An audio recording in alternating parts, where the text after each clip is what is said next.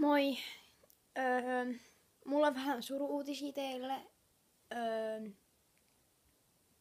Eli Suvi-Maria ei enää ole, eli lopetettiin. Ja syy siihen, miksi me lopetettiin, on se, että meille tuli vaan semmosia komplikaatioita, minkä takia me siis lopetettiin, mutta en niistä sen enempää.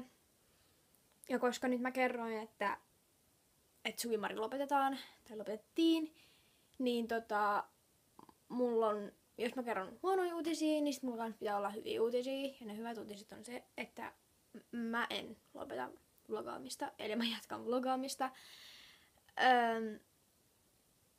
Ja mulla on kans ihan oma kanavakin.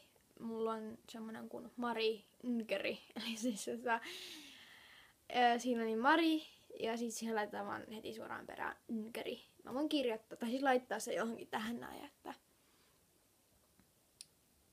tulee vähän selvemmäksi tuo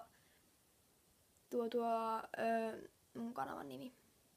Tähän mä sanoisin, että heippa. Tai siis jotenkin silleen, että eli mä nähdään ensi videossa. Heippa.